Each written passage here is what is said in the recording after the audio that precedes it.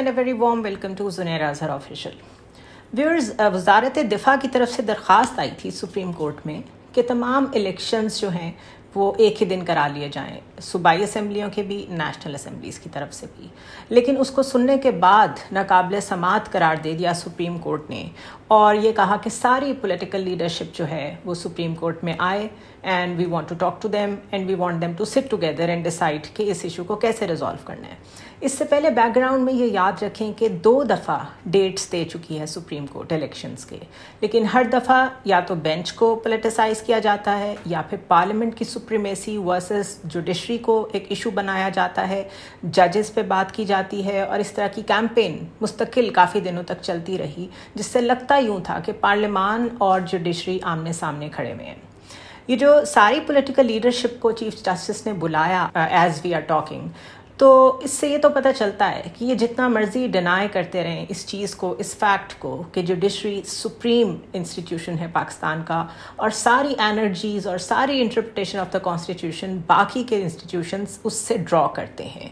सो आज जो उनको सुप्रीम कोर्ट चल के आना पड़ा और वज़ीर आज़म को भी ये ऐलान जो करना पड़ा कि हम ईद के बाद ये प्लान कर रहे हैं कि सारी जो PDM जमातें हैं वो इकट्ठी बैठें और इस मसले पे गौर करें, ये सबमिशन है to the fact that they do understand कि सुप्रीमेसी ऑफ जुडिशरी को चैलेंज करके आप बहुत देर तक चल नहीं सकते।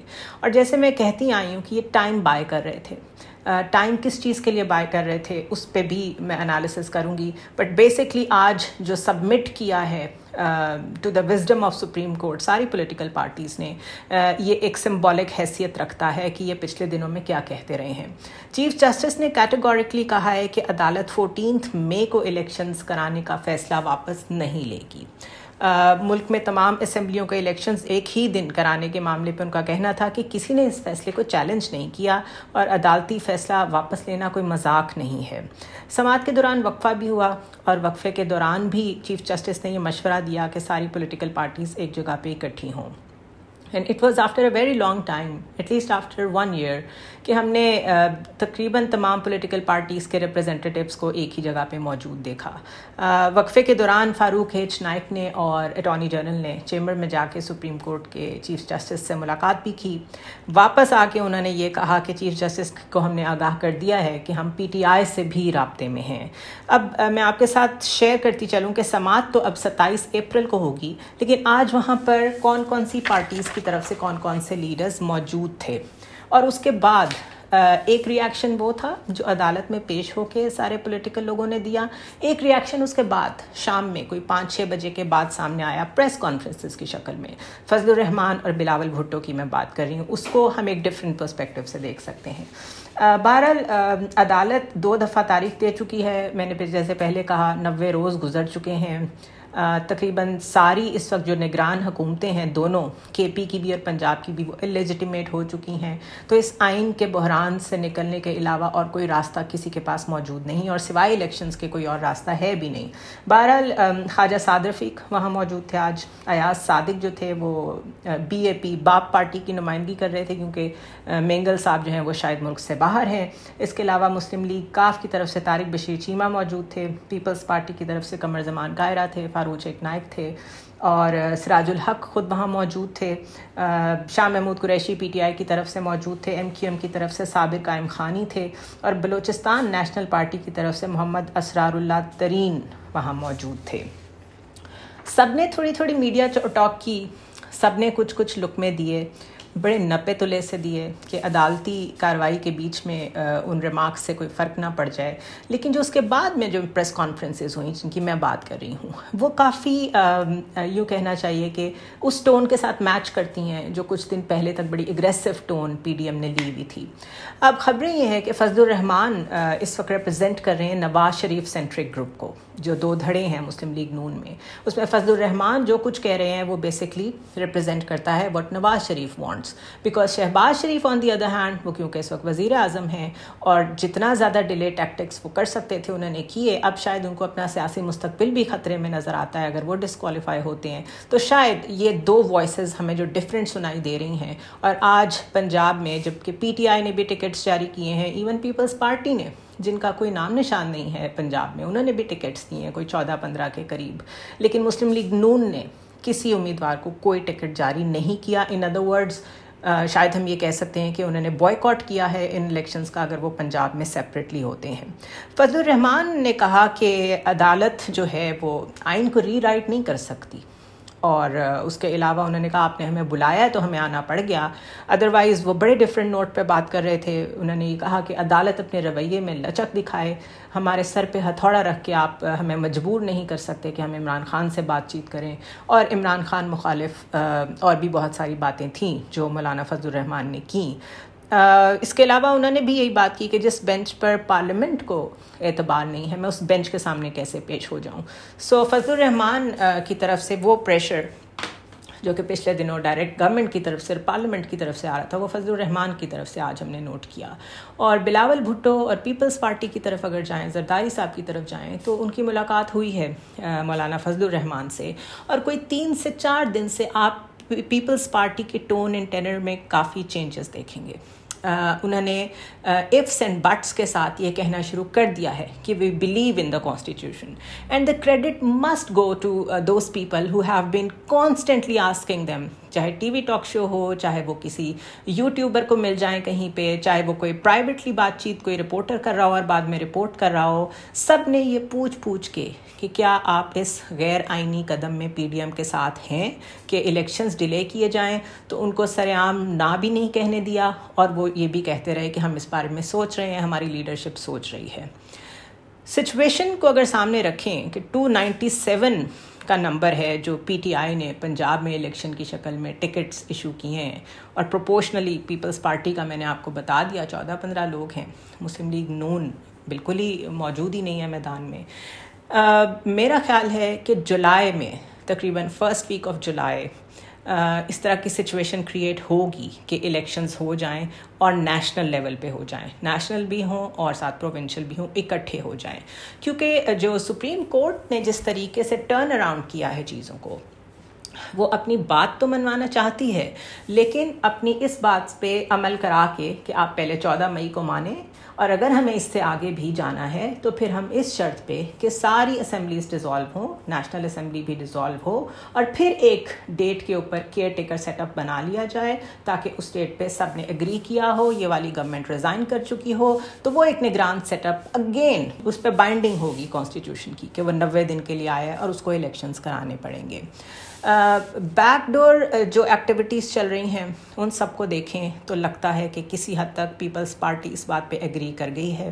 جولائی کو ٹارگٹ کیا جا رہا ہے نیشنل الیکشنز کے لیے, اور اس کے علاوہ مسلم لیگ نون اگر اس سے نالاں بھی ہو, لیکن اگر زرداری صاحب اپنی جماعت کو الگ کر لیں اس گورنمنٹ سے تو گورنمنٹ خود ہی گر جاتی ہے.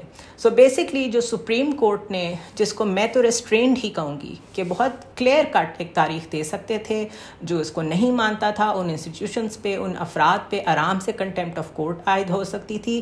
اگر وہ نہیں کیا سپریم کورٹ میں تو اس کا مطلب ہے there is under way that the chief justice is looking at, اور وہ یہی ہے. انہوں نے سب کو بلا لیا ہے, سب کے اوپر ایک پریشر ہے عدالت کا, سب کو بات کرنی پڑے گی, اور شاید یہ بات بھی کہیں نہ کہیں سب کو سمجھ میں آ گئی ہے کہ ڈیلے تو کیا جا سکتا ہے لیکن الیکشن سے بھاگا نہیں جا سکتا. So this is the time when people will be jumping off the ship. Peoples Party اگر آج نکل جائے تو وہ ہمیشہ کے لیے دوبارہ یہ کہہ سکے گی کہ کیونکہ غیر آئینی قدم تھا پی ڈی ایم کا الیکشنز کو ڈیلے کرنا, اس لیے ہم نے ان سے علیحدگی اختیار کر لی, and they will have a slightly better high moral pedestal as compare to Muslim League نون. اگر کوئی لوزر ہوگا اس گیم میں تو وہ مسلم لیگ نون ہوگی, جس میں نہ صرف یہ کہ شہباز شریف فیل ہوں گے, وہ اپنی کارکردگی بھی نہیں دکھا سکے, مہنگائی کے لیے آئے تھے, مہنگائی کا کچھ نہیں کر سکے, اور دوسرا کوئی نعرہ ان کے پاس تھا نہیں, اس لیے شہباز شریف تو خود ہی ایک انہوں نے سیاسی خودکشی کی ہے اس طرح کی حکومت پکڑ کے اور جلدی الیکشن نہ کرا کے. جہاں تک تعلق ہے نواز شریف کا, تو Nawaz Sharif is still calling the shots. ان کو آپ لوزر نہیں کہہ سکتے, ان کا انفلوئنس عدلیہ پہ, ان کا انفلوئنس اداروں پہ ابھی بھی موجود ہے اور رہے گا. لیکن کیونکہ یہ ایک ڈیڈ لاک ہے, ایک آئینی ڈیڈ لاک ہے, جس کی وجہ سے اور بھی بڑے مسئلے ہیں جو نیٹی گریٹی میں نہیں جاتے ہم کہ وہ کون سے مسئلے ہیں. انٹرنیشنلی بھی آپ کی اگر پارلیمنٹ ریکگنائز نہ ہو اور آپ کی پولیٹیکل پولرائزیشن اتنی انٹرنیشنل ہیڈ لائنز بنا چکی ہو, تو بہت سارے جو انٹرنیشنل ریلیشنز کے مسئلے ہوتے ہیں وہ بھی میچور نہیں ہو پاتے.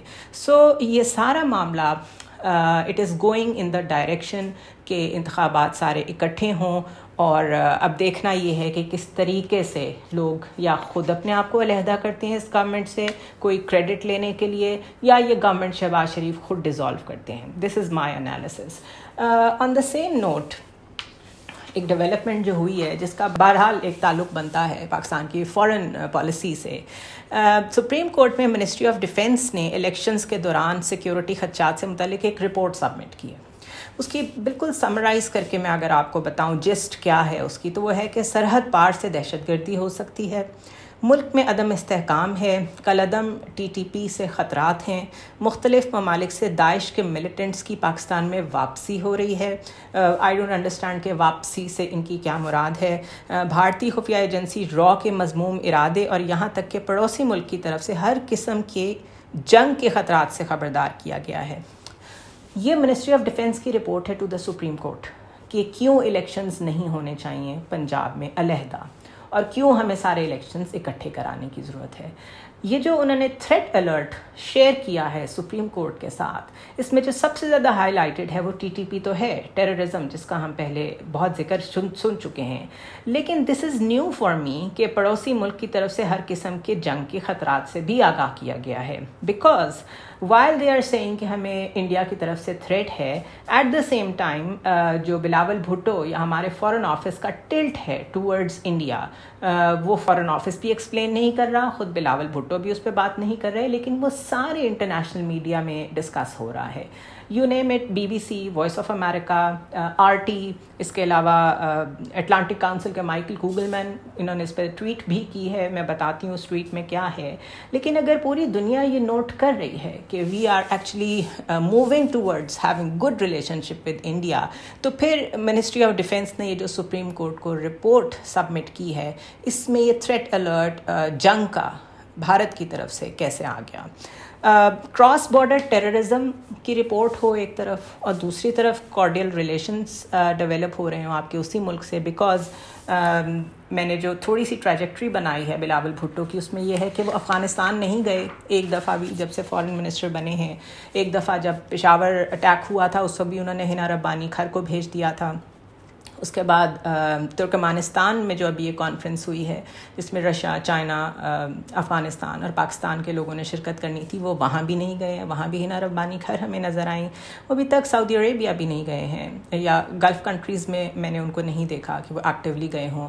ایران نہیں گئے، جس کا زرداری صاحب کہتے تھے کہ جب ہم یہ ڈسکس کرتے تھے کہ عمران خان نے فارن پالیسی کو بہت نقصان پہنچایا ہے جو پاکستان کی تھی کسی وقت میں، اس کی کنٹینویشن اگر ڈسرپٹ ہوئی ہے تو عمران خان نے کی ہے. تو اس میں وہ ان کا بڑا مشہور ایک کلپ ہے جو بڑا وائرل ہوا تھا کہ اگر ہمارے ہوتے ہوئے کشمیر پہ وہ حملہ بھارت نے کیا ہوتا، میں پہلے ایران جاتا، میں پہلے UAE جاتا، اور میں پھر سعودی عربیہ جاتا. تو بلاول بھٹو تو خود ابھی تک یہاں میں ان ملکوں میں سے کہیں نہیں گئے.